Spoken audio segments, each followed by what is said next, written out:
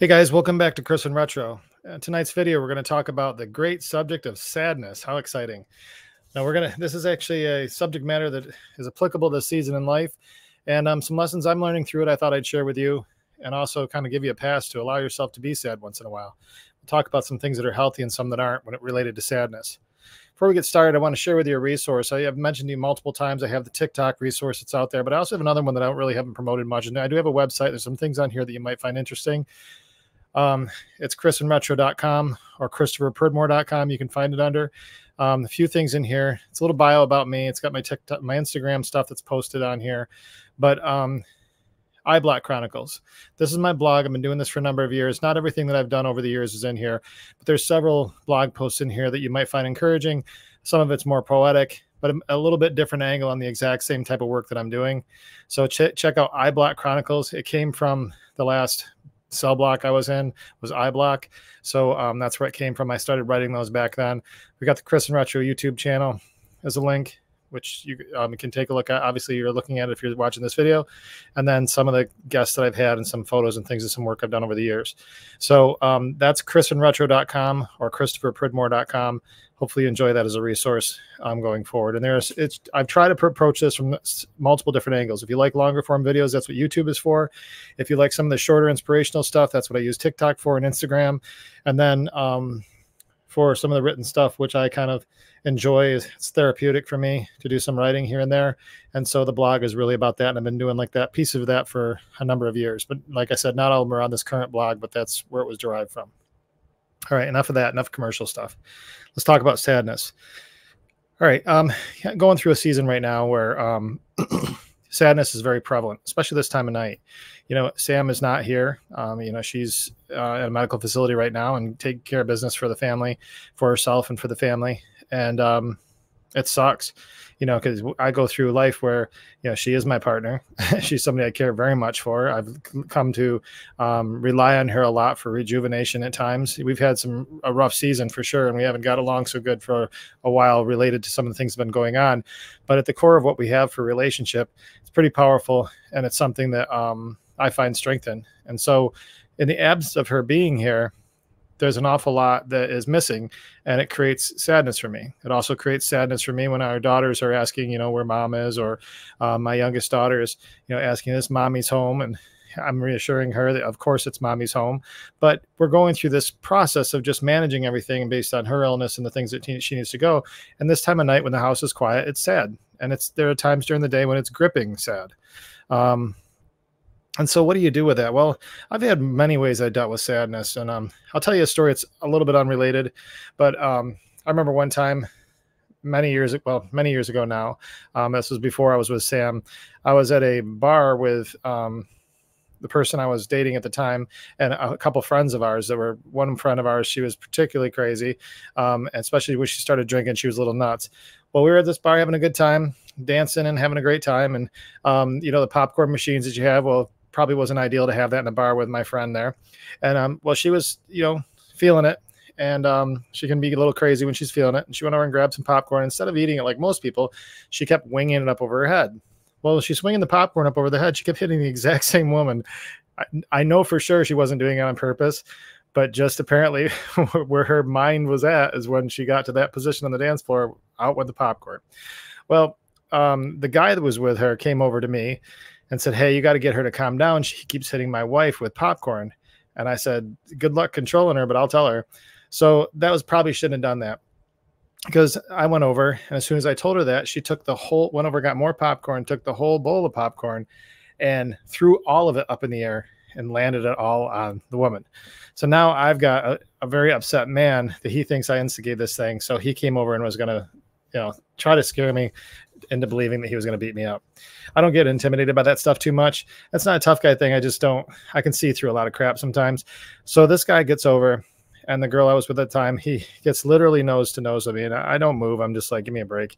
And so the girl I was with steps back, and he starts jawing at me about what he's going to do to me. And I just looked at him. I said, does popcorn make you sad? Like that, just real mocking. And the girl I was with said, "Oh no." And she like turned away. And for whatever reason, I've never been in a situation where I mocked somebody before where they literally walked away, especially in a public setting, and especially in a situation where they clearly initiated it. And there was many people watching this, and they tucked their tail because I don't think he really knew what to do with that reaction. So in that case, apparently popcorn made him sad. And because he acknowledged that sadness and walked away, and I didn't get my butt kicked or didn't have to get in a fight that night, which was kind of funny to me. But anyway, so that story always cracks me up. But that was more of a mocking sadness. But genuine sadness happens to people, and for me, it happens in very deep ways. I'm a passionate person. Just as I can be a smartass with somebody that's trying to be a tough guy with me, I can also feel things deeply. I feel sadness deeply. I feel anger deeply, fear deeply. All these things. I've upset people in the past in my life. I call it passionate, but it actually is that. There's a lot of passion behind what I believe, and that's why I relate to David in the Bible and Psalms, because he was a pretty passionate guy. He did a lot of stupid stuff because of that passionate stuff. He also was pretty much a savage because of it. I can relate to a lot of what he does, especially in his writing. So going through this as men, a lot of times we mask sadness too. We almost feel like that we're emasculated somehow by being sad. So it's not uncommon if you talk to a person that's not really comfortable with any emotion that they have, to have them say, "Are you okay?" And they say, "I'm fine." "You doing all right?" "Yeah, I'm fine." And I've been guilty of that, because when I'm telling you I'm fine, it means I don't want to tell you what I'm thinking right now, because I really don't have the energy or capacity to deal with this situation. That's what I'm telling you. Or, "You're the 15th person that asked me what's wrong. I get it. I look like there's something wrong. I don't want to talk to you about it. Leave me the freak alone." That's the other thing that might be going on in my head. But I'm still sad, even though I have that aggressive posture to it, because I'm kind of tired of talking about it, because talking about it is not fixing my problem. I'm still freaking sad. It's just like the same situation with Sam. With Sam not being here, I'm sad, man. I miss her. She is my ride or die. I miss her. It's just, and I can't do anything about it. It's completely out of my control. Completely out of my control. And I miss her. But I don't want to talk about it all the time with everybody, which is kind of interesting, because I'm on here talking with my audience about it, but I'm doing it in a way because I want to make sure that you guys can get through this stuff too. So if I say I'm fine, a lot of times it's just, I don't want to talk to you about it. Leave me alone. So that's some of it. The other part that we do, I've seen a lot of men use it as attention seeking. So if they're going through calamity in a relationship, they'll be real sad around other women, real sad.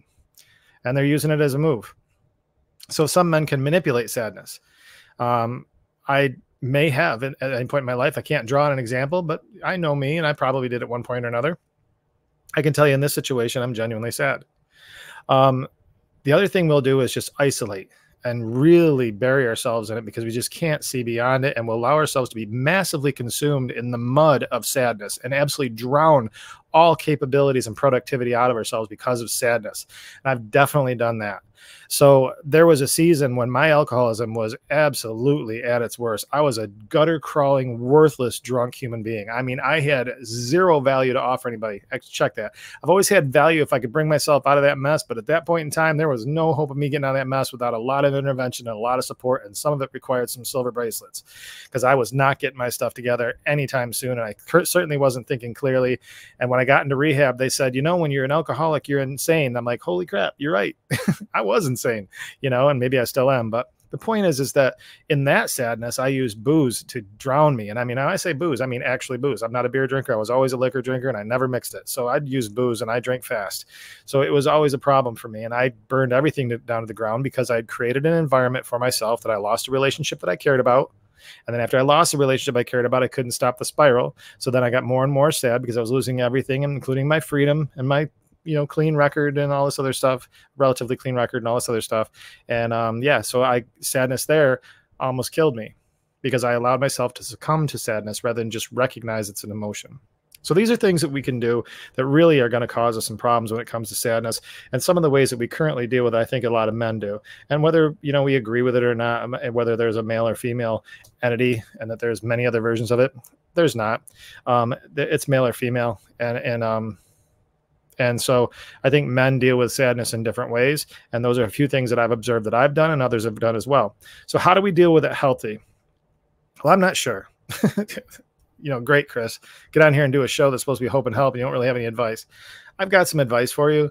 I'm just saying that tonight I'm sad as I talk to you, and I'm joking a little bit and being light or whatever else. But if you actually saw inside my head right now, I'm really upset.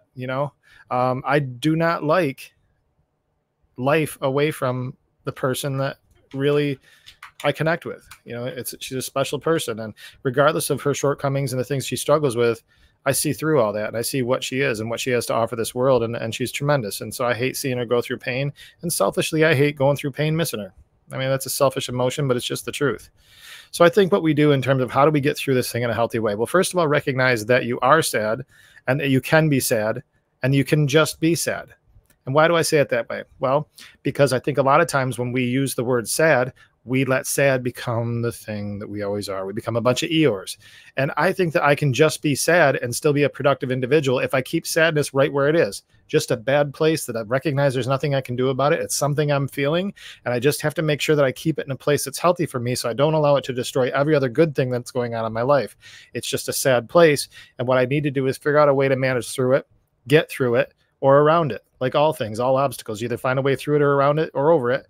And, you know, for me, I need to figure out how to get through this sad period in a way that makes sense for me. And so some of the things that I do, first of all, is I accept it for what it is. And I've talked about acceptance an awful lot on here, but it really is the key to all success that I have in my life is my ability to accept circumstances exactly as they are. Where I get sideways is if I'm in a situation where I'm sad or fearful or whatever else, and I try to make the situation something else than it's not, I'm going to lead to frustration, and I'm going to have even worse problems because I'm not seeing it for what it actually is. I create a fairy tale that's inevitably just kicking the can down the road in my procrastination personality, and it's going to come back and bite me later. So what I do is I try to get to a situation where I accept reality and accept life as it is, not necessarily as I'd have it be for now. The other part is the for now part for me, is I can't think that this current situation is going to be the entire trajectory of my entire life. Now, it could be depending on how I handle it, or it could be just a season that I'm going through if I accept it for what it is and I deal with it appropriately. And one thing that I don't have to do, though, is I don't have to jettison Sam from my life to get rid of that sadness and just get over her. It doesn't have to be that way. I can be a loyal partner to her and be proud of the fact that I am, stand by her through her downtime, and be sad just because I should be sad if I care about somebody that way. The other thing I think is important is that we face our fears and face our sadness. Many times when we're sad or afraid or whatever, we'll isolate and run. We run from it. Sadness and fear will chase you literally any single place that you want to go. It will always chase you. It's like it's attached to you, like some kind of a spirit, and it'll always chase you. I find that turning, facing it, and as I said before, finding a way through it, around it, or over it, you will be able to address the sadness or fear in that case much more appropriately by looking it full on in the face. I say, I see you for what you are. I accept the circumstances as they are. Now, what do I got to do to work through this? Communicate. Another area that's important for us is to not isolate, to communicate. So if you have somebody that you trust, or you have a sponsor, if you're in an AA or NA program, or if you have just somebody that's a really close friend, that's a confidant in a lot of areas, I would encourage in the sad times to be just a little closer. You know, tonight I've asked for prayer from one individual in my life, and another individual I had a conversation with relative to the feelings that I'm having tonight. You know, it's a lot, because, and the thing is too, is I'm not trying to garner attention from Sam either, because Sam is not going to see this. I mean, who knows when she'll be able to have any access to this type of thing, but for now she's not seeing it at all. So this is not to garner favor with her. It's just a genuine feeling I'm having, where she, to me, is an incredible human being, and I liked having her in my life, and it sucks that currently she's not. And so communicating with people that I find as trusted advisors in my life, or fellow travelers, as I probably overuse, is very important to me. And also connecting with them on a couple different levels. The first one is obviously the tactical and the practical, these human things that we have to do, our plans. I talked about mindset, action plans, and making promises and keeping promises. I talked about that whole thing. Well, you know, this is kind of there's an action plan portion of this. You know, how do I get through it? Well, there's a few things I can actually do to get through it. However, having a fellow traveler that understands my belief system and can come alongside me there helps me with the spiritual component as well. Because oftentimes sadness and fear and other things has a very heavy spiritual component to it, where a lot of the things that are out of my control, I now have something to do with based on my belief system. I have things in my control that I must and I'm obligated to take care of, but I also have much that's outside of my control. And this is where the higher power and the spiritual component of my journey is massively important, because all of the things that are really bothering me right now are the fact that I'm in no control over my ability to see somebody that matters a lot to me, or have no control over taking away her hurts and pains and making her future solid again, I have no control over that. However, I do have a belief in God. I believe that he is in control of the things that I can't control and is looking out for my best interest, because I believe I have a purpose and calling directly aligned with what he's asked me to do. And I believe at this point in my life, I'm aligned with it. So that's why your fellow travelers and your spiritual component is very important to address. And then the last thing I would just say is, and I don't know how I want to word this best, I guess I would just say release it. And I'm not saying, oh, good, sadness is gone, that's great, it's over. That's not how it works. You know, I understand that. But as a portion of acceptance, and a portion that most of it's out of our control anyway, is that's the serenity prayer. You know, we're going back and saying, you know, God, help me to understand which thing I can control and which I can't. Help me know the difference between the two, you know? So once you know, the releasing it part is not just saying, oh, well, sadness is gone. It's entrusting it, that thing that's out of control, to your higher power. So I'm releasing this sadness and saying, look, I have no control over this thing. I can't do anything about it. But I've decided that the algorithm in my life is this. If I can't control it, I give it to my higher power. It doesn't mean it goes away. I turn it over to my higher power. The things that I can control, I must control. I know what to do with them. I've got a system in place to deal with those things. But what's out of my control, I've already got the math problem solved. Out of control plus pain, turn it over to God. And that's what I do. And that's what I would encourage you to do. So in my life, those are things I'm doing tonight actively. As even just before I got on here, as I was setting up the camera and everything else, I was texting an individual to get some support on this whole thing. I can tell you genuinely, as I look you guys in the eye, I provided some levity in this tonight, because what I didn't want this to be is the whole sad video, because I understand it has to be engaging to a certain point. But I'll get off this camera and I'll go sit and watch TV for a little while, or I'll read, or I'll do something. I'm not sure yet what I'm going to do, whatever's going to make that house not so quiet. And I'm going to be managing through sadness tonight. I'm going to be managing through it in real time. I'm not here with a solution to tell you how I'm going to get through this evening. I don't know. I do know that it's a little hell right now. It's really tormenting me, what I'm feeling, and missing her, and my trouble over this whole circumstance, and worrying about my kids and what's best for them. And, you know, selfish ambition of wanting my home restored. All these things are weighing heavily on me tonight, and they do it from time to time. And tonight just happens to be a heavier one. So I thought what I'd do is get on here and in a vulnerable way, come before you and say, guys, you know what? I don't have all the answers. These are a few things I'm going to try tonight that I've used before. And in the past, they've worked. I've also heard other people doing very similar things, and in the past it's worked for them as well. So I'm going to go down through that list and do the things that I'm supposed to be doing tonight. And part of that is get rid of this feeling and turn it over to God. And also, because I study in the morning as well. There's some references this morning I'm going to go back and remind myself of tonight that seemed to speak to me this morning, so that as I go to sleep, what I'm contemplating is a mind full of good information, rather than just the same fear swirling around in my head. I really appreciate you guys. Thank you so much for taking the time to tune in. Please like, subscribe. It's not asking for much. I mean, if you just click on the like on this thing, I'd appreciate it if it's of any value to you, and subscribe to the channel. I mean, I had a comment the other day saying, you've been at this a couple of years and you only got 340 some subscribers. Yeah, no kidding. I thanks another Captain Obvious in my life. I realize that I haven't pushed this like some channels do, because I want to make sure I'm doing what I'm supposed to do based on what comes across my heart. But of course, I like the channel to grow. So if you could please help me with that, spread the word, get some subscribers on here, that would be great. It helps the channel grow, helps me be able to do more things with it.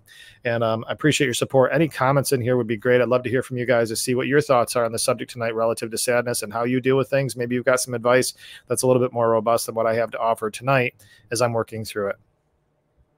Guys, please check out, probably have another video out tomorrow. I'm going to have some of the TikTok stuff up. I got a few posts that I got to get out there for that. Take a look at that. And if you get a chance, check out my iBlock Chronicles on chrisandretro.com. Might be some stuff in there that you find encouraging as well. Between now and the next time we talk, I'm going to do every single thing I can do to stay out of trouble. And I hope you do too.